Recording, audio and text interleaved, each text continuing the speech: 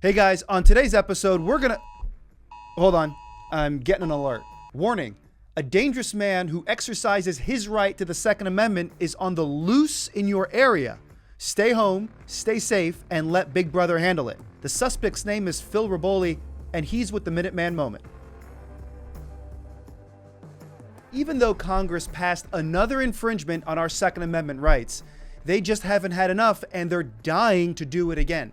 Their newest scheme goes by the name of the Active Shooter Alert Act. What the bill would basically do is set up an alert system on everyone's phone, warning them about any active shooter. That may sound nice on paper to some people, but the devil is really in the details. You may have seen a notification on your phone when an elderly person in your area goes missing, and you can't silence that notification. It's pretty loud. The aim of this bill is to do that every time there's a shooting in your area.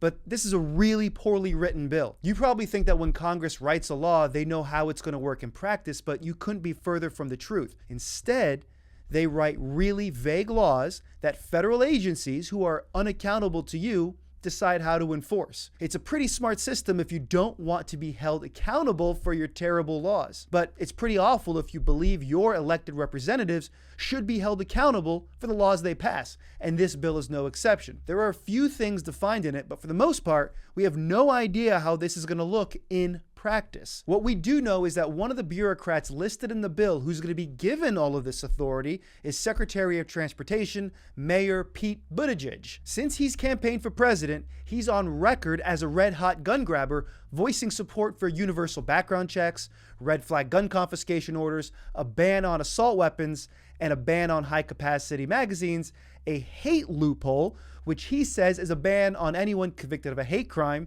and a national gun licensing system. All stuff we oppose. I'm sure we can trust a nonpartisan civil servant like him to not make life hard for gun owners. But here's one thing we think this bill is intended to do. It's not going to make people more aware of dangerous threats. What it's going to do is cause anti-gun hysteria and dangerous panics. If you live in a crime-infested metropolitan area under total domination by anti-gun rule, your phone will never stop exploding with warnings of some active shooting somewhere.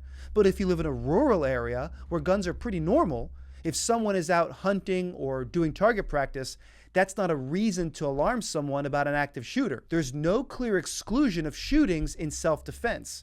So if someone is defending themselves or others from the threat with a gun, people's phones are going to go off constantly in these areas. There also seems to be no interest in threats caused by killers who choose other weapons or forms of violence. Doesn't anyone in Congress think it's a little ridiculous to make my phone explode with alerts of an active shooter if there's an accidental misfire, but not bother to warn me if a maniac in an SUV is plowing through a parade? At least one member of Congress saw through this charade. I think Congressman Massey from Kentucky said it best. And I would like to suggest, since the Democrats want to defund the police, instead of calling this the Active Shooter Alert Act of 2022, they should call it Your On Your Own Act of 2022. I think it's very polite to let people know that they're in a dangerous situation. If you're going to defund the police, yeah, you should certainly let them know that there's not going to be any help on the way and that you should duck and hide.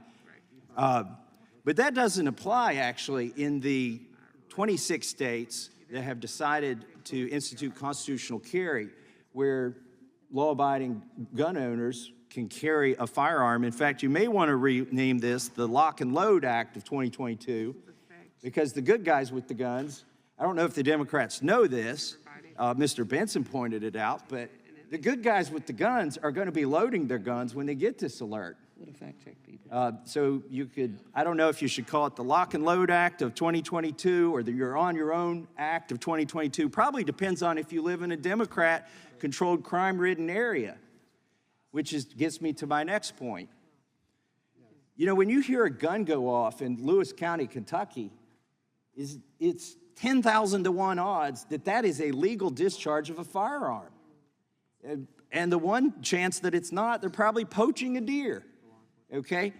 It is a, you know, if you hear a gunshot in downtown Chicago, which actually is pretty frequent, I wonder if you're gonna be able to turn this thing off so you can go to bed at night in Chicago, turn off the active shooter alert.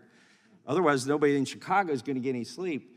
But if you hear this, and virtually anywhere else that Democrats control the gun laws and the police funding, that's going to be a problem. This bill was already off to a rough start. The first draft said it would apply to a populated area, which used to be defined as any place with one or more persons, which is kind of awkward because technically, if someone walked into the middle of the Arizona desert and committed suicide by firearm, that would count as an active shooting. They did scrap that part in adding the clarification: a populated area is a location with one or more persons other than the active shooter present. So I guess it wasn't that hard to use basic logic when crafting a piece of legislation. But the problems with this bill aren't done, and that's why House leadership under Nancy Pelosi tried to sneak it into a nonpartisan package, which required 2/3 of the members to vote on it. And after GOA warned it would score against this bill, members came to their senses and the bill crashed and burned. But we are not out of the gate yet. The House is making another push to get this across the finish line for their chamber, and you can bet the Senate will want to ram this through as well. But that's where you can come in. Call your representatives and tell them to vote against the Active Shooter Alert Act, or HR 6538. And while you're at it, make sure to call your 2 senators as well. The anti-gunners don't rest, and neither should we. All right, that's it for this time. I'm Phil with the Minuteman Moment. We'll see you soon.